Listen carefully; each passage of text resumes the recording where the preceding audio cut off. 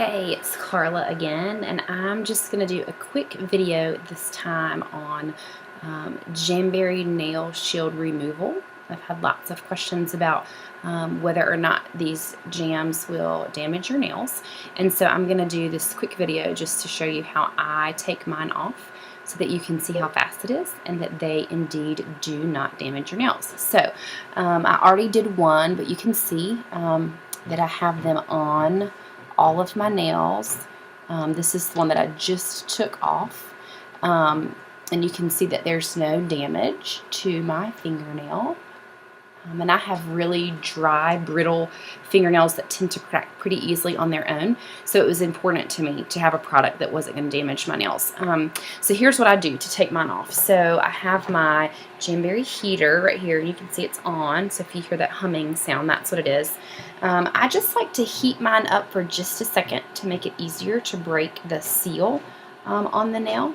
So I'm going to just hold my fingers in front of the heater for just a second. It gets pretty warm, and then I'm gonna find a loose corner, peel that up, and I have just a little olive oil sitting in a dish right here that I'm gonna dip in a Q-tip, and I'm just gonna rub that olive oil right over the edge of the seal that I broke right there, and then I'm gonna rub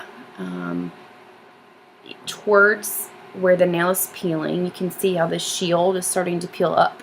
The shiny is where the olive oil, and I'm just going to rub that, really rub it in there good to start removing some of that adhesive, and then continue to slowly pull the corner as you'll see that it'll start coming up on its own. I'm just going to pull just a little, but not enough to rip the adhesive, and I'm just going to apply some more olive oil and rub that into the shield. It's kind of hard for me to do that and show you at the same time, but I'm going to continue to just rub it over and over, and you can see it's letting go of that adhesive pretty well. If you ever feel like it's not coming unbonded, you can always just put it back in front of the heater, but the oil tends to unstick it pretty well. So I'm just rubbing it across. Pull a little bit more. There are lots of different ways that you can do this, but like I said, my nails are dry and brittle already, and so I like, there we go, and it just popped right off. I like to use the oil because it puts a little more moisture back into my fingernail.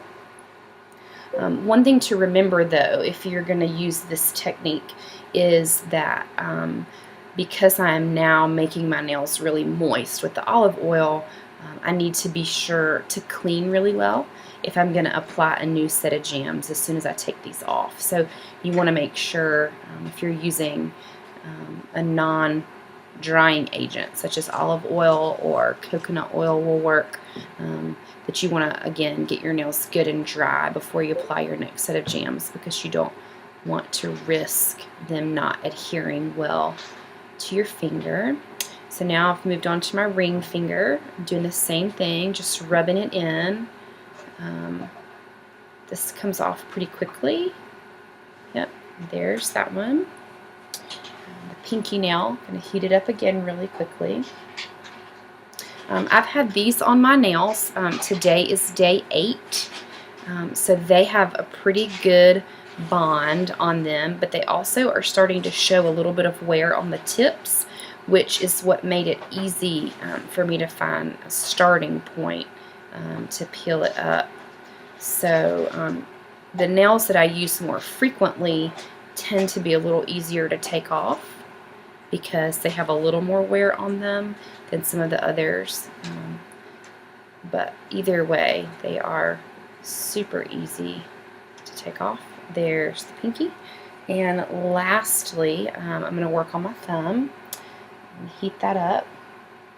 Another thing to note is that this set of jams also had, I used a top coat, the Jamberry top coat on these. Look, that one just peeled right up on its own. I used the top coat for these, and they came off just that easily, even with a layer of top coat. So, ta-da! There you go. There's one hand of a quick removal of your jams. Thanks for watching.